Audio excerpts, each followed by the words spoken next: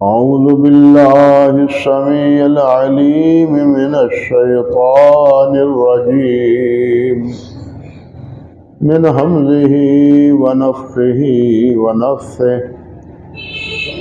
بسم الله الرحمن الرحيم.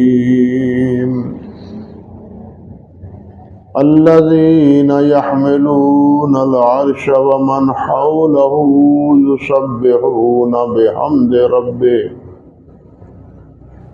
يسبحون بحمد ربهم ويؤمنون به ويستغفرون للذين آمنوا ربنا وسعت كل شيء رحمة وعلما فاغفر للذين تابوا واتبعوا سبيلك وقهم عذاب الجحيم.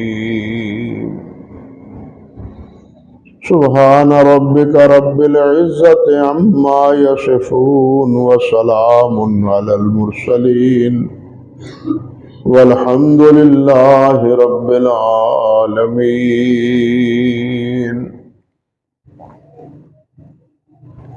محترم معزز سامعین کرام،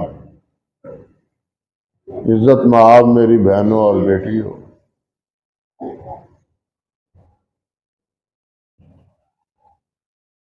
گزشتہ خطبات میں اسی آیت مبارکہ کی روشنی میں حاملین عرش اور عرش کے بارے میں کہ اللہ ذوالجلال والاکرام کا عرش ہے اور وہ مادی حقیقت رکھتا ہے، اس بارے میں جو ضروری باتیں تھیں وہ آپ کے گوش گزار کر چکا۔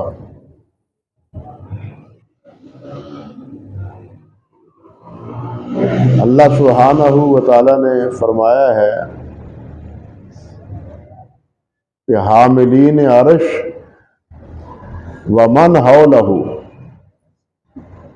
اور جو حاملین عرش یعنی عرش کے اردا گرد فرشتے، وہ کتنے فرشتے ہیں؟ بعض آثار میں مذکور ہے کہ 70,000 فرشتے ایک وقت اللہ کے اس عرش کے اردا گرد طواف کرتے، اور ان کے پیچھے پھر 70,000 فرشتوں کی صفیں ہیں، لیکن یہ روایات درست نہیں ہیں، صحیح نہیں ہے۔ اس طرح کہ علامہ علوسی رحمۃ اللہ علیہ نے تفسیر میں ذکر کیا ہے، اللہ رب العزت ہی جانتے ہیں کہ عرش کے اردا گرد کتنی تعداد میں اللہ کے فرشتے اللہ کی تسبیح و تحمید میں مصروف۔ اللہ اکبر کبیرہ۔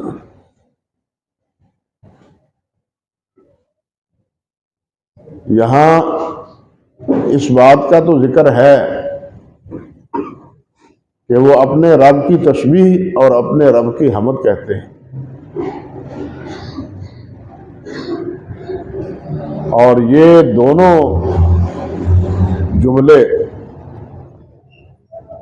اس بات کی دلیل ہیں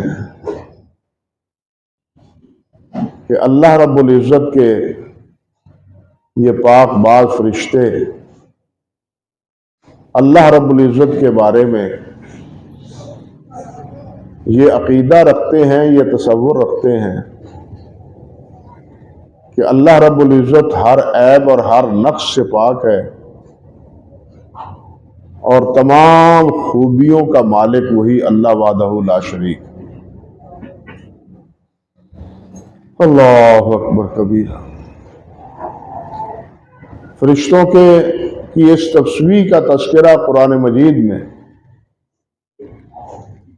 مختلف مقامات پر آیا ہے، بلکہ جب اللہ سبحانہ و تعالیٰ نے فرشتوں کو آگاہ کیا کہ میں انسان بنانا چاہتا ہوں، زمین میں خلیفہ بنانا چاہتا ہوں، تو فرشتوں میں اس وقت بھی کہا تھا نحن نسبح بحمدک ونقدس لک، ہم آپ کی تسبیح بیان کرتے ہیں، تقدیس بیان کرتے ہیں اور آپ کی حمد کہتے ہیں۔ کیا ضرورت ہے خلیفہ بنانے کی زمین میں جو بالآخر دنگا و فساد کریں گے؟ لیکن اللہ سبحانہ و تعالی نے فرمایا انی اعلم ما لا تعلمون، جو میں جانتا ہوں تم نہیں جانتے۔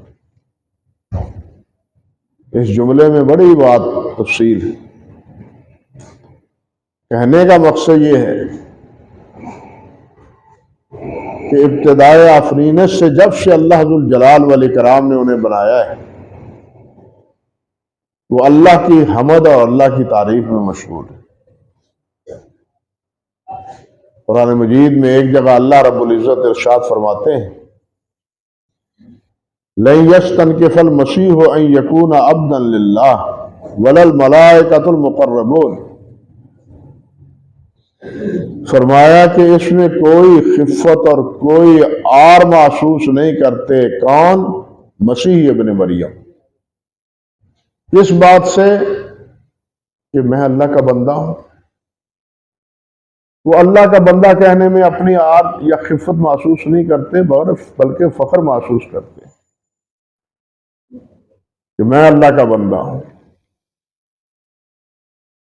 اور ساتھ فرمایا وَلَا الْمَلَائِكَةُ الْمُقَرَّبُونَ، اور نہ ہی مقرب ترین فرشتے اس میں کوئی خفت محسوس کرتے ہیں، بلکہ وہ اپنا اعزاز یہ سمجھتے ہیں، اپنا کمال ہی یہ سمجھتے ہیں کہ ہم اللہ رب العزت کے بندے ہیں۔ عبدیت کا مقام بہت بلند تر مقام ہے۔ نبی کریم صلی اللہ علیہ وسلم کی ایک حدیث پاک کہ ان اللہ اتخذنی عبدا قبل ان یتخذنی رسولا، کہ اللہ سبحانہ و تعالیٰ نے مجھے اپنا رسول بنانے سے پہلے اپنا بندہ بنایا۔ ہم کلمہ بھی جو پڑھتے ہیں اس میں یہی ترتیب وَأَشْهَدُ أَنَّ مُحَمَّدًا عَبْدُهُ وَرَسُولُهُ، کہ محمد صلی اللہ علیہ وسلم اللہ کے بندے ہیں اور اللہ کے رسول ہیں۔ اس لیے انبیاء ہوں یا فرشتے ہوں، وہ عبدیت کا اظہار کرنے میں اپنا فخر سمجھتے ہیں۔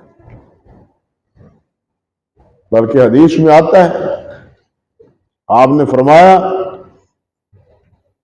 اللہ اکبر کہ میرے بارے میں غلو نہ کرو جس طرح عیسائیوں نے عیسیٰ علیہ السلام کے بارے میں غلو کیا۔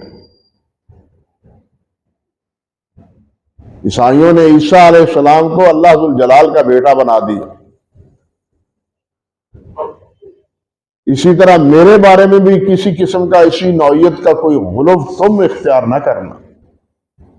انما انا عبد، میں اللہ رب العزت کا بندہ ہوں۔ بلکہ عجیب کمال ہے یہ کہ جس نے جتنی عبدیت کا اور اللہ رب العزت کی اطاعت اور فرم و برداری کا اظہار کیا ہے، شرک کے پرستاروں نے اتنا ہی اس کو شرک میں الجھایا ہے۔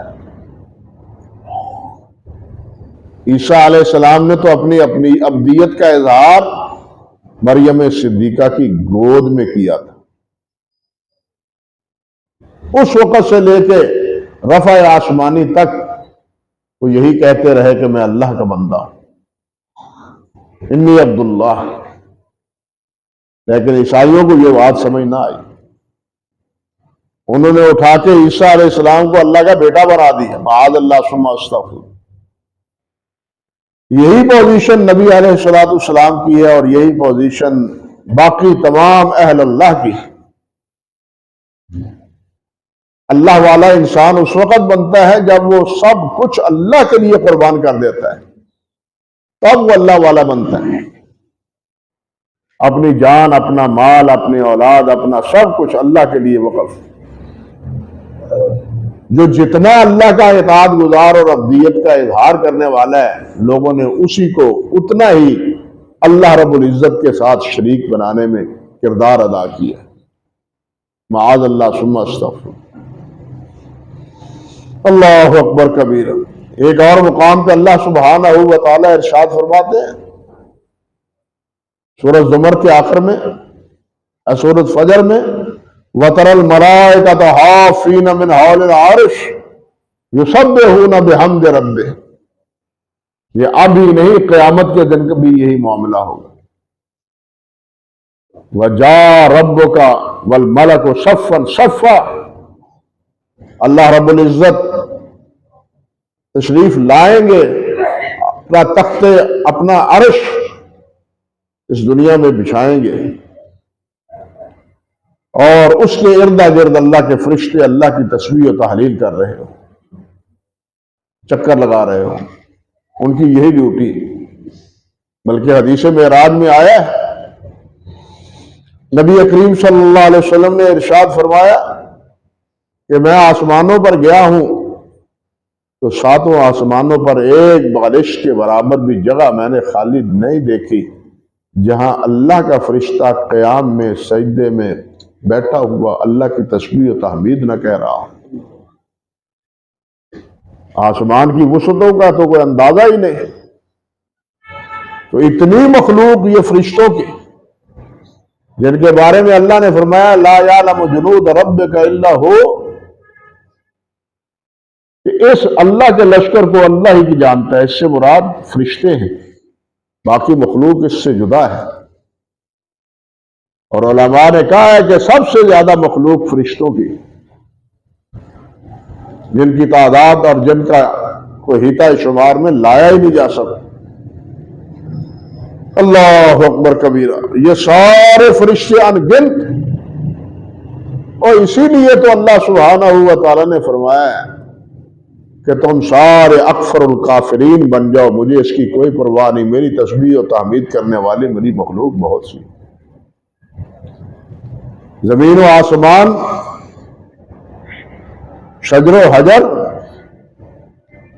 کوئی چیز ایسی نہیں جو اللہ سبحانہ و تعالیٰ کی تسبیح نہ کر رہی. ہر چیز اللہ کی تسبیح. وَإِن مِّن شَيْءٍ إِلَّا يُسَبِّحُ بِحَمْدِهِ. کوئی شے نہیں ہے، اگر نہیں کرتا تو انسان نہیں کرتا جس کو عقل دی ہے اللہ نے. ہے میرے اللہ، انسان کتنا بے خبرہ ہے. جس انسان نے یہ ذمہ داری قبول کی تھی، آج اس ذمہ داری کو انسان بھول گیا ہے.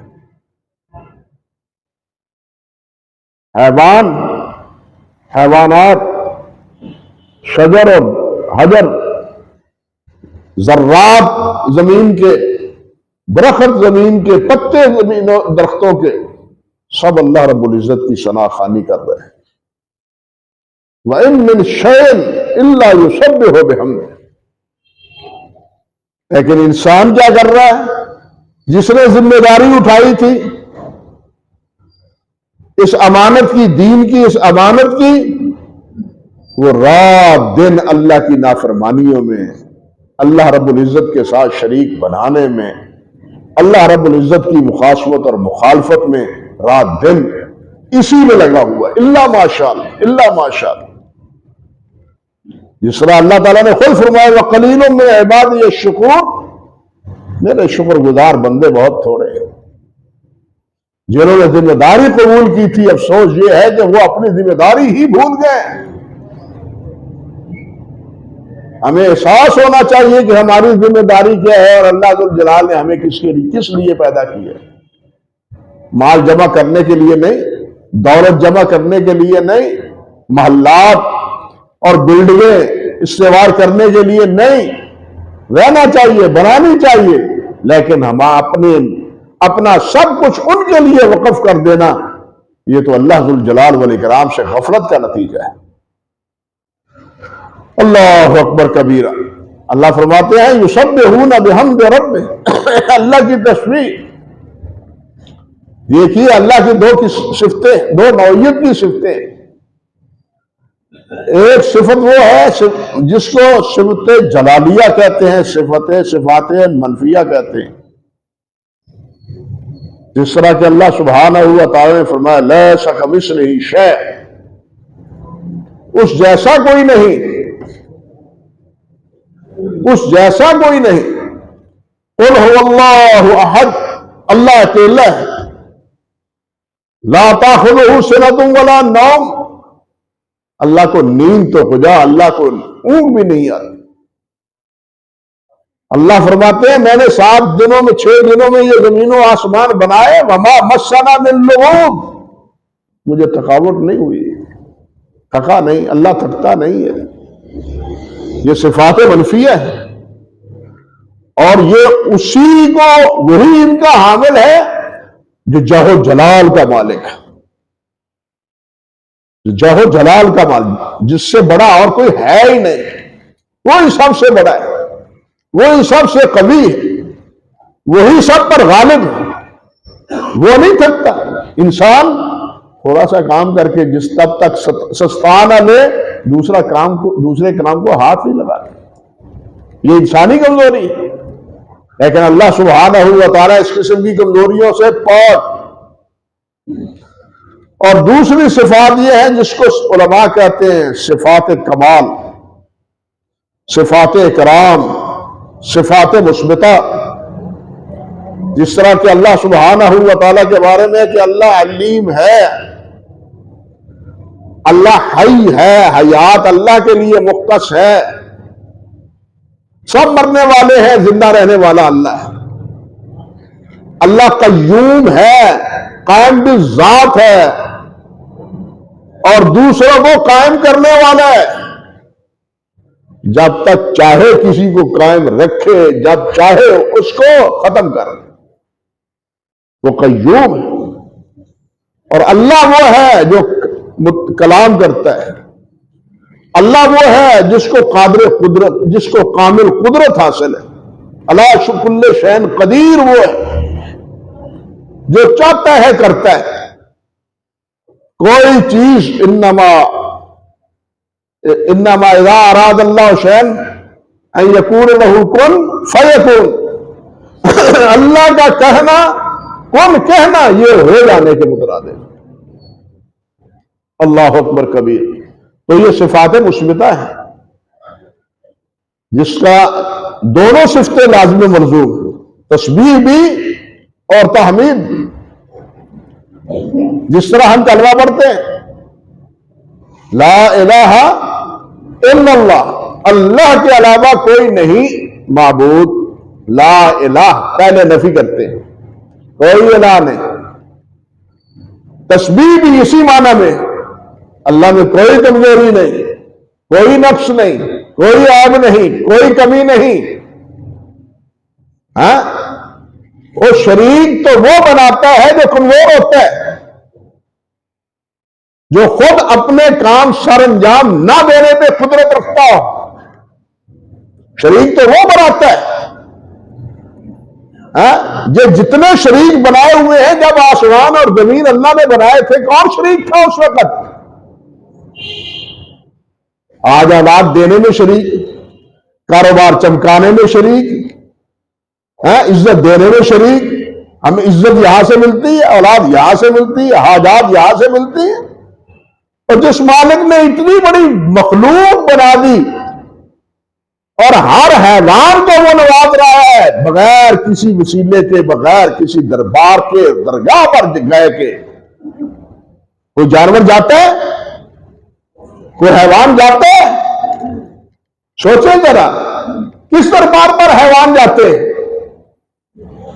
حیوان صرف اللہ سے مانگتے ہیں اور اللہ ان کو دیتا ہے. اور اگر حیوانوں کو اللہ نوازتا ہے تو انسان اپنی سب سے مقرب مخلوق انسان کو نہیں نوازنے پر قادر؟ اس کے لیے ہم کسی اور دروازے کے پاس جا کے دستک دیتے ہیں؟ اس سے بڑی اور نامرادی اور اس سے بڑی اور حماقت اور کیا ہے؟ سب کچھ اللہ تعالیٰ پیدا کرنے والا اللہ ہے. زمین سے انگوریاں نکالنے والا اللہ ہے، زمین سے فصل اگانے والا اللہ ہے. بارش برسانے والا اللہ ہے، یہ سب کچھ اللہ رب العزت کو مانے، لیکن ماں کے پیٹ سے اولاد کو پیدا کرنے پر یہاں کہتے ہیں نہیں، کسی اور کا وسیلہ ڈھونڈیں پھر اولاد ملے گی۔ کیا مانا اللہ سبحانہ و تعالیٰ کو؟ اللہ کو قادر مطلق کیا جانا ہم نے؟ اسی لیے تسبیح یہ ہے کہ اللہ میں کسی چیز کی کمی نہیں ہے، کوئی نقص نہیں ہے۔ اب ہم تسبیح بھی پڑھتے رہیں اور اللہ کے علاوہ دوسروں کے درباروں پہ جا کے سجدہ ریز بھی ہوتے رہیں تو یہ تسبیح کے منافی ہے، اس کا تسبیح پڑھنا کوئی فائدہ نہیں۔ یہ اپنے کلمے کی مخالفت مت کرتا ہے، لا الہ الا اللہ کی مخالفت کرتا ہے۔ لا الہ الا اللہ محمد رسول اللہ کا معنی اس نے سمجھا ہی نہیں، بیچارے نے سمجھنا چاہیے۔ اور حیرت اس بات کی ہے، میں تو کئی بار کہہ بھی چکا ہوں کہ یہی مسئلہ سمجھانے کے لیے 1 لاکھ سے زیادہ انبیاء اللہ ذو الجلال نے بھیجے، لیکن کسی کو یہ مسئلہ سمجھ نہ آیا، مگر قلیل من عبادی الشکور۔ آج بھی وہی کیفیت، آج بھی وہی کیفیت ہے، اس وقت انبیاء کے دور میں بھی یہی کیفیت، بلکہ یہاں تک کہ نبی علیہ السلام نے فرمایا کہ بعض انبیاء تو ایسے ہیں جن کی دعوت کو قبول کرنے والا کوئی ہوا ہی نہیں۔ 950 سال تک حضرت نوح علیہ السلام نے یہی دعوت دی، ایمان لانے والے کتنے تھے؟ زیادہ سے زیادہ 70-80۔ 950 سال کی محنت کا نتیجہ یہ اندازہ کیجیے۔ اس لیے کہ ہمارا اس اللہ الغیوب پر ایمان ہی کامل نہیں ہے، ہمارا علم اللہ رب العزت پر کامل نہیں ہے۔ ہم اللہ کو مانتے ضرور ہیں، آپ بتلائیں ہم محمد رسول اللہ کو رسول مانتے ہیں یا نہیں مانتے؟ رسول اللہ کی اطاعت کتنی کرتے ہیں؟ صدقے جائیں، قربان جائیں، یہ کریں وہ کریں، یہ سب کچھ کرتے ہیں، لیکن اطاعت کتنی ہے؟ فرما برداری کتنی ہے؟ آپ کے ساتھ آپ کے اسوہ حسنہ کو اپنانے کا داعیہ کتنا ہے؟ یہ ہمیں نہیں ہے۔ ویسے صدقے جائیں، ویسے قربان جائیں، ویسے لاکھوں بار سلام ہے، اللہ اکبر کبیرہ۔ اللہ والوں، رسول ماننے کا مطلب تو یہ ہے کہ اللہ کے رسول کی اطاعت کریں۔ وَمَا أَرْسَلْنَا مِن رَّسُولٍ إِلَّا لِيُطَاعَ بِإِذْنِ اللَّهِ۔ مقصد ہی یہ ہے کہ اللہ کے رسول کی اطاعت کی جائے۔ اگر اطاعت نہیں کی تو پھر کیا مانا رسول کو؟ اللہ کو مانا اور اللہ کے ساتھ شریک ٹھہرایا تو کیا مانا اللہ کا؟ یاد رکھیں، جب انسان رسول کے ساتھ، اللہ کے ساتھ کسی اور ہستی کو نامزد کر لیتا ہے تو اس کا تعلق اللہ سے خالص نہیں رہتا، رسول سے خالص نہیں رہتا۔ آپ نہیں جانتے، آپ کو مثال دوں، اولاد ہوتی ہے نا، اولاد ماں باپ بڑی محنت سے پرورش کرتے ہیں، اللہ کے فضل و کرم سے کھلاتے پلاتے ہیں، بڑی امیدیں وابستہ ہوتی ہیں، بڑی خوشی سے چاؤ سے شادی کرتے ہیں۔ شادی کرنے کے بعد کیا ہوتا ہے؟ بیوی کے حقوق اور ماں کے حقوق کہاں جل جاتے ہیں؟ والدین کے درمیان ایک چیز حائل ہوئی، والدین سے محبت کٹ گئی۔ یہ آپ بیتی حقیقت ہے یا نہیں؟ یہ بات تو سمجھ آتی ہے یا نہیں؟ سمجھدار کہتے ہیں بیٹا اسی وقت بیٹا ہے جس وقت وہ ماں اور باپ کے ساتھ متعلق، جب ماں اور بیوی کے ساتھ متعلق ہو جاتا ہے، ماں اور باپ سے محبت کم پڑ جاتی ہے۔ بلکہ وہ بھی ہے نامراد جو والدین کو گھروں سے نکال دیتے ہے یا نہیں ہمارے ماحول اور معاشرے میں؟ کیا وجہ ہے یہ کہ والدین کی محبت کے درمیان ایک اور نفس، ایک اور ہستی وہ کیا ہے، حائل ہو گئی ہے۔ یہ میں نے مثال دی ہے۔ بالکل اسی طرح جب آپ اللہ اور اللہ کے رسول کے درمیان کسی ہستی کو حائل کریں گے تو آپ کا تعلق نہ اللہ سے خالص رہے گا نہ اللہ کے رسول سے خالص رہے گا. اس لیے اپنے تعلق کو اللہ اور اللہ کے رسول سے خالص رکھیں، اس سے وابستہ کریں. لیکن ہمارے ہاں تو بابوں کی اتنی بہتات ہے، سرکاروں کی اتنی بہتات ہے کہ ہمیں سرکار عزیز ہے، سرکار دو عالم عزیز نہیں ہے. بات سمجھے؟ ہمیں سرکار عزیز ہے، اس کے کہنے پر سب کچھ کر رہے ہیں، لیکن سرکار دو عالم کے کہنے پر 5 نمازیں نہیں پڑھ سکتے، اپنی شکل و صورت نہیں بدل سکتے. ہمارا حال تو یہ ہے رسول اللہ کہنے کا. تو لا الہ الا اللہ کہنے کا کیا ہوگا؟ یہ تو اس سے بھی مشکل مسئلہ ہے.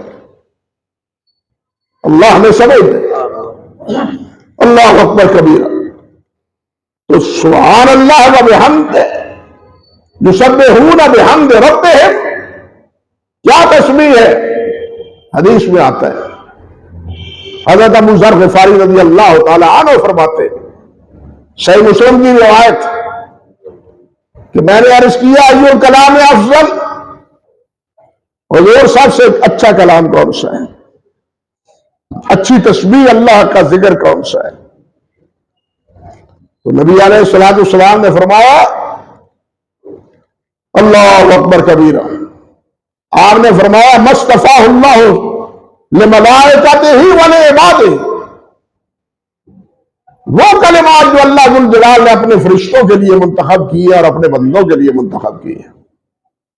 وہ کلمات کیا ہیں؟ وہ ہے سبحان اللہ و بحمدہ.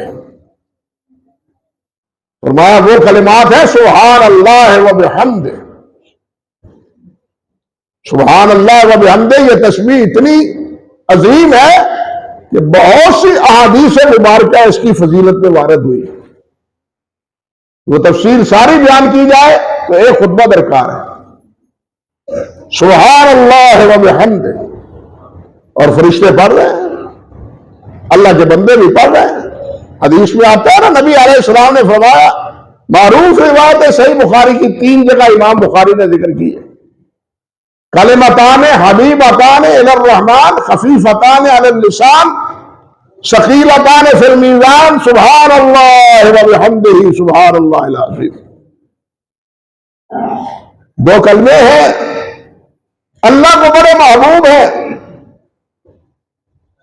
اللہ کو بڑے محبوب ہے. اللہ اکبر.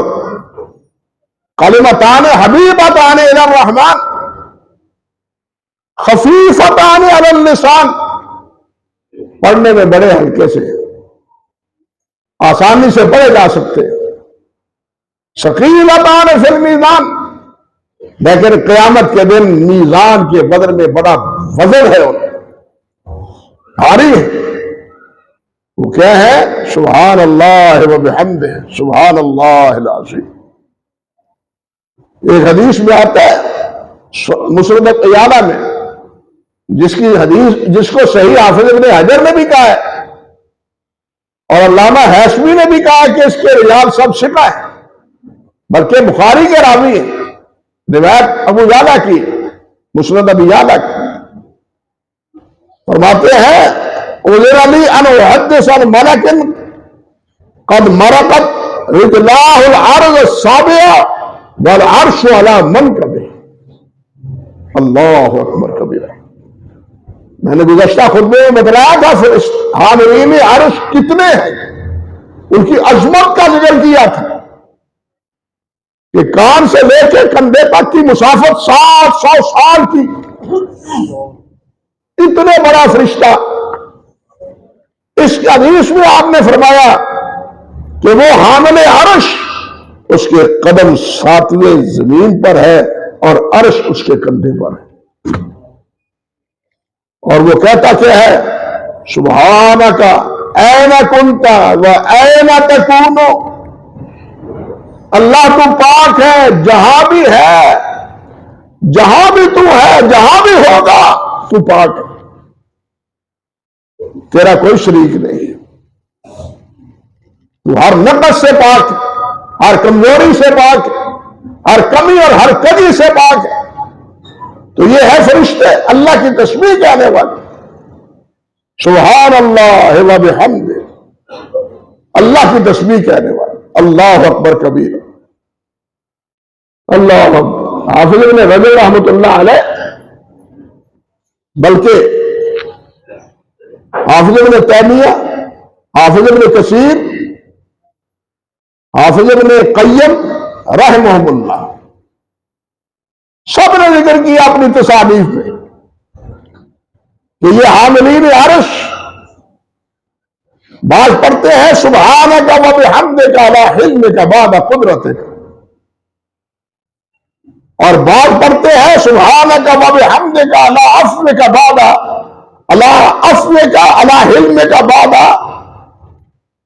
علمک، اور بعض پڑھتے ہیں سبحانک و بحمدک علی عفوک بعد قدرتک۔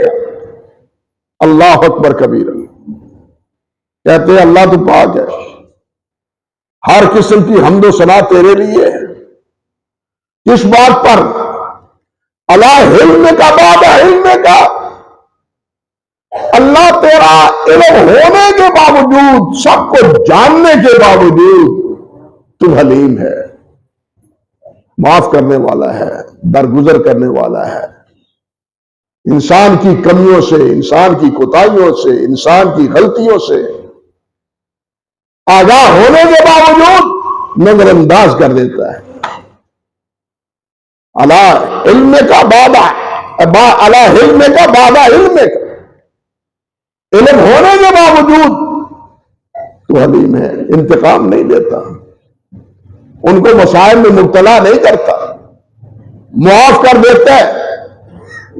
جس طرح ایک حدیث میں آتا ہے انک عفو تحب العفو، اللہ تو درگزر کرتا ہے اور درگزر کرنے والے سے محبت کرتا ہے۔ اور دوسرا فرشتہ کیا کہتا ہے؟ سبحانک و بحمدک، اللہ تو پاک ہے اپنی تعریف کے ساتھ، اللہ عفو کا بعد قدرت کا، قدرت کے باوجود، قدرت رکھنے کے باوجود اللہ تو معاف کر دیتا ہے۔ اور وہ معاف کرنا کیا ہوا جو قادر ہی نہ ہو؟ جاؤ میں نے تمہیں معاف کر دیا، بھائی تم اس کو قادر ہی نہیں ہو، پکڑ نہیں سکتے، سزا دے ہی نہیں سکتے اپنی خواہش اور تمنا کے مطابق، یہ معافی کیا ہوئی؟ معافی تو اللہ کی ہے جو ہر چیز پر قدرت رکھتا ہے، ہر چیز پر قادر ہے، جو چاہے جس مصیبت میں چاہے کسی کو مبتلا کر دے، اس دنیا میں بھی اور آخرت میں، دنیا میں بھی اور آخرت میں، لیکن اس کے باوجود اللہ تو معاف کر دیتا ہے، قدرت رکھنے کے باوجود، پکڑنے کی قدرت ہونے کے باوجود، سزا دینے کی قوت ہونے کے باوجود، عذاب دینے کی قدرت ہونے کے باوجود، یا اللہ تو معاف کر دیتا ہے۔ اس تیری اس قدرت پر اور تیری اس عفو پر اور تیرے اس حلم پر اللہ ہم تیری تعریف کرتے ہیں، سبحان کا و بحمدک، ہم تیری تقدیس بیان کرتے ہیں اور تیری حمد کہتے ہیں کہ تو علم کے باوجود حلم کا مظاہرہ کرتا ہے اور قدرت کے باوجود تو معاف کر دیتا ہے۔ اللہ اکبر کبیرہ، اللہ سبحانہ و تعالی ہمیں بھی معاف فرمائے۔ اللہ کامل قادر مطلق ہے، اللہ دنیا میں بھی ہمیں ہر قسم کے مصائب سے محفوظ رکھے، اور آخرت میں بھی اللہ ذو الجلال اپنے عذاب سے ہمیں محفوظ رکھے۔ آگے بات ہے وَيُؤْمِنُونَ بِهِ، وہ اللہ پر ایمان بھی لاتے ہیں۔ یہ مسئلہ بڑا عجیب ہے کہ یہاں فرشتوں کی تسبیح اور تحمید کا ذکر ہونے کے بعد وَيُؤْمِنُونَ کا کیا معنی؟ کیا ایمان کے بغیر تسبیح و تحمیل ہو سکتی ہے؟ یہ ان کے ایمان کو بطور مدح کے تعریف کے اللہ ذکر کر رہا ہے. تو تسبیح و تحمید کے بعد ایمان کا کے اظہار کے کیا معنی؟ یہ مسئلہ بڑا گہرا ہے اور تفصیل طلب بھی ہے اور دلچسپ بھی ہے. انشاءاللہ وقت نہیں ہے کہ اس کی ابتدا کروں. اللہ نے چاہا تو اس کی وضاحت انشاءاللہ العزیز آئندہ خطبے میں عرض کرنے کی کوشش کروں گا. اقول قولی ھذا استغفر اللہ لی ولکم ولسائر المسلمین.